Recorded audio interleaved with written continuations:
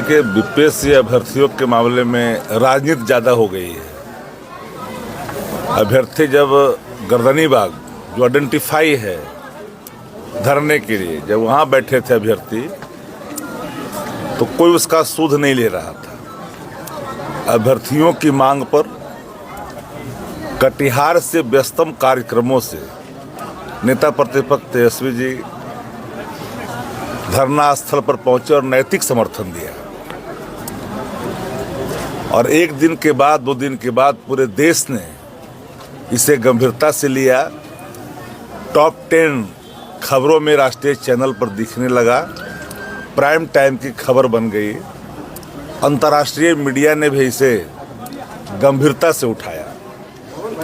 सत्ता प्रतिष्ठान सोई थी, कान खुली तो सत्ता प्रतिष्ठान ने ही अपने ही बी टीम को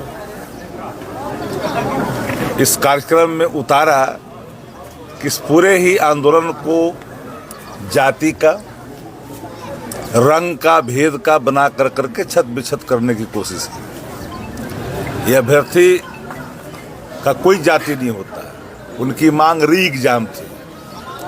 सवाल ये उठता है कि सत्ता प्रतिष्ठान के मर्जी के बगैर गांधी मैदान, जहां प्रतिबंध है एजिटेशन के मामले में, प्रदर्शन के मामले में, वहां कैसे पहुंचा? क्या शासन को पता नहीं था या शासन ने जानबूझ कर करके वहां एजिटेशन पैदा करने की कोशिश करवाया? और छात्र पीटे कौन गए? अभ्यर्थी। भागा कौन? जिसने कहा मैं आगे रहूंगा।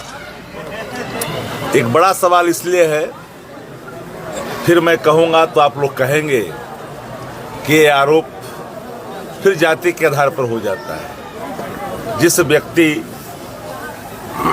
ने वहां पे धरना दिया, पांडे प्रशांत किशोर जी, वहां पर धरना जब दे रहा था तो शासन फिर चुपचाप कैसे थी? धरना देने कैसे दिया? गांधी जी शर्मिंदा भी होंगे, उनकी आत्मा।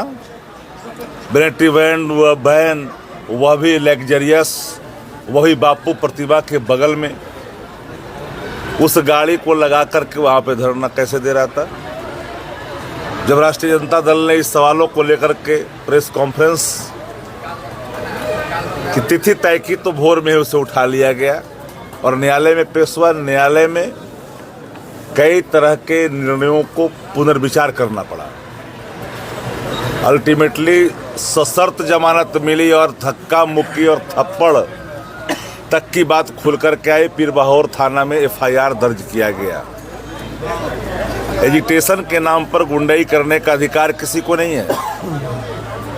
अगर प्रशांत किशोर के जगह पर प्रशांत मंडल होता, प्रशांत चौधरी होता, प्रशांत महतो होता, प्रशांत नुनिया होता, बिंद होता, रविदास होता, मांझी होता, तो क्या न्यायिक निर्णय पुनर्विचार किए जाते?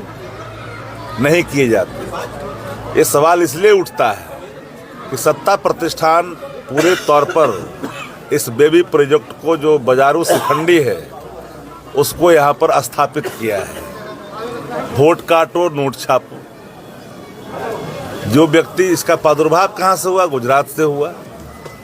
ये व्यक्ति व्यवसायी है, इसका मुख्य पेशा सिर्फ और सिर्फ पैसे पे काम करना है। चाहे बंगाल हो, दिल्ली हो, आंध्रा हो, गुजरात हो, बिहार हो, अन्य राज्यों में जहां कंपनी बना करके काम करने वाले लोग, इस तरह के लोग राजनीति में किसी दल के लिए काम करने का बीड़ा उठाया। पूछिए वो कौन? डायरेक्टर कौन? इस्तेमाल एक्टर्स करता है। लेकिन ये जो एक्टर है, इसका डायरेक्टर कौन है? कौन है फाइनेंसर? कौन है कारपोरेट बड़ा देश का, जिसको भारतीय जनता पार्टी का समर्थन प्राप्त है? 5 लाख मंथली फाइनेंस कौन कर रहा है? परिवहन डिपार्टमेंट ने भी जांच की है कई पहलुओं की। सवाल वो नहीं है। राजनीति करने का अधिकार सबको है।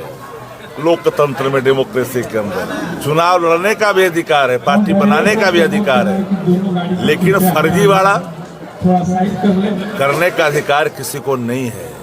कानून को आपने ठेंगा दिखाया, कानून कैसे पुनर्विचार किया, एक सवाल है सामने। रहा सवाल आपने पूछा